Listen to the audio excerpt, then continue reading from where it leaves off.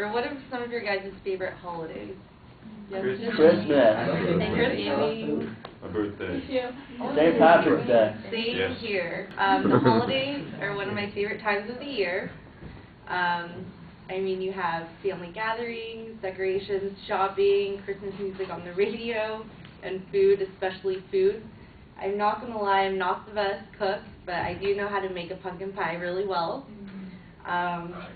So get ready to put on your Thanksgiving pants on this one, because today I'm going to teach you guys all how to make a pumpkin pie that you can hopefully make for your friends and family this holiday season. So let me go over the ingredients. First, you need a pie crust. You can make your own, or you can just buy one. It's easier to buy one because I really don't know how to make one from scratch. And you need 1 can of pumpkin, not pumpkin pie mix, but just a can of pumpkin. Libby's is pretty good. And then you need some cream cheese. You can use reduced fat or just any kind will do. And you need vanilla extract. Also, you need salt and sugar. These are all pre-measured. You need some half and half. And also you need 2 eggs. Or if you want to go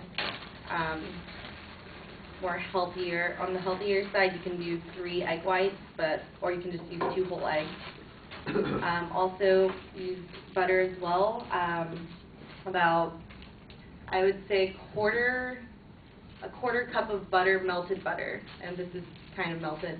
And also, of course, whipped cream to put on the top when you're done.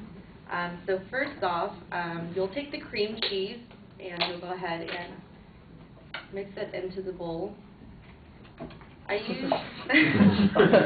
would say use about 4 ounces of cream cheese, so that's like half of this container. And I like to just break it through so it's soft and easier to mix with the pumpkin. So, pretty soft at this point. Yeah, just mix it through.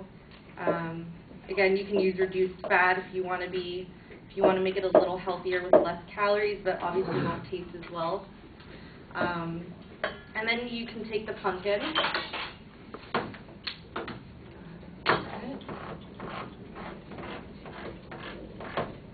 And make sure you don't get the pumpkin pie mix because it's a lot mushier. Just make sure you get the pure pumpkin.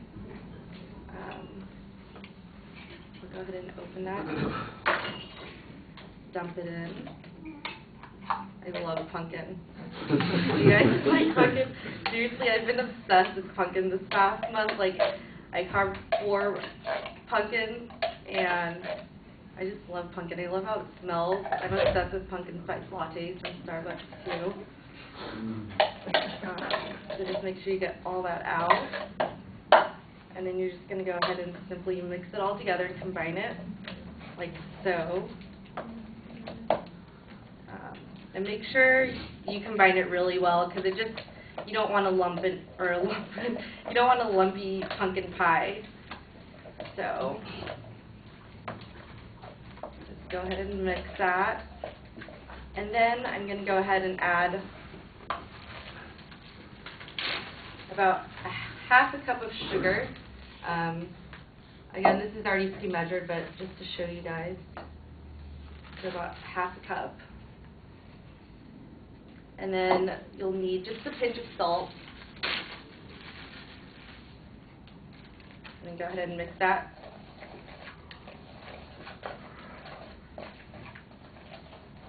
I mean, it's easier to have like an electrical hand mixer, but I don't. So I would say mix it. Can everyone see it? Yeah, so it looks like that. It doesn't look that appetizing right now, but so go ahead and mix it as so, and then you'll go ahead and add the butter.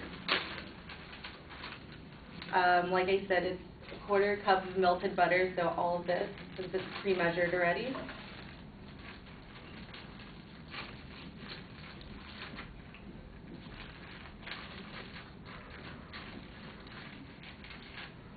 And then you'll go ahead and mix it, and you need to make sure it's mixed super well, because otherwise it's going to be gross and lumpy and the flavors don't taste as well. And then I'm going to go ahead and add 2 eggs.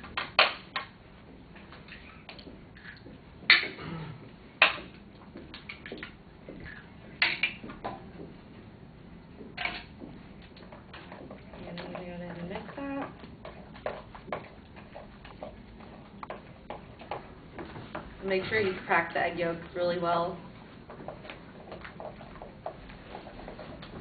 It's starting to smell really good. And then you're going to go ahead and add a quarter cup of half and half. This is already pre-measured, so I'll go ahead and dump that in.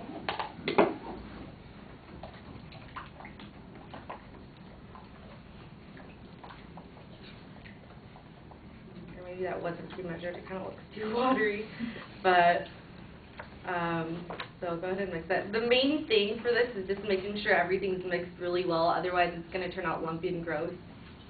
And then you'll go ahead and add about 2 teaspoons of ground cinnamon, but I just like to eyeball it, and I love cinnamon, so I just put a lot in. And go ahead and mix that through.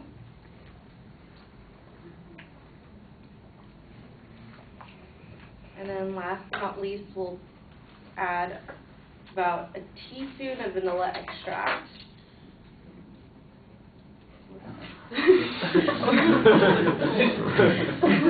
Heaping teaspoon. So it's going to be super vanilla-y.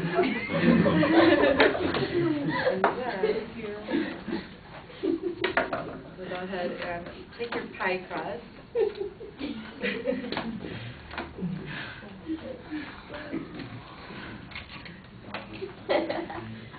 And then you'll go ahead and pour this in the mix. If anyone doesn't have class or is daring enough to try this, take this home after this and bake it. And then you'll get it and pour it through evenly.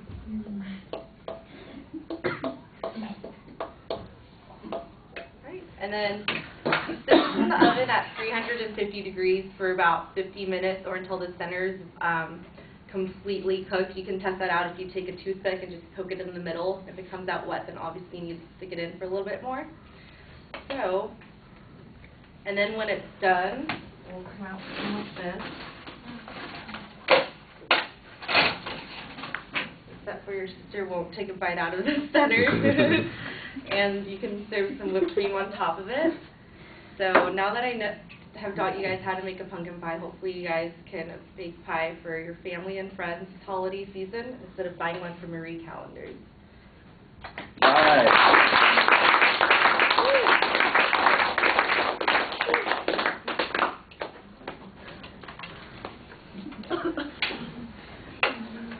So awesome. It's like the Sam's Club super busted.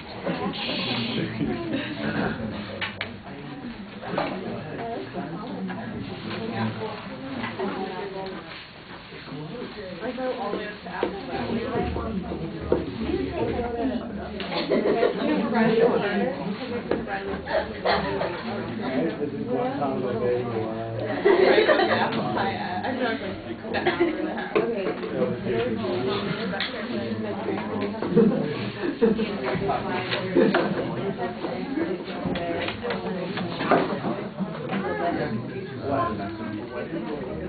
Flip over your down.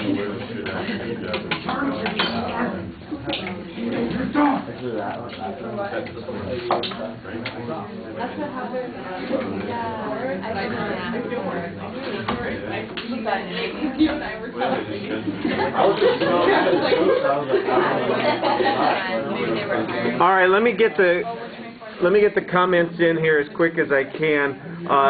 The topic's pretty straightforward. You've got process that you're going through, so it's just going to be chronological in nature. There's a lot of steps in the process and the sequence, and I think you need to find a way to group them a little bit easier to simplify all the process that you're describing. There are a lot of dead spots in the presentation because you're having to do something that we're looking at, and you're focusing on what you're doing instead of talking to us. You need to practice on filling that time by giving us more of the example. I mean, you've got the ability to tell a funny story. You made the crack about your sister eating the middle of the pumpkin pie and how you're obsessed with it. So you can do those kinds of things, and I think you need to do more of that because that dead time really feels obvious when you're giving your presentation. You generally don't look at the audience while you're speaking. I got to stop this.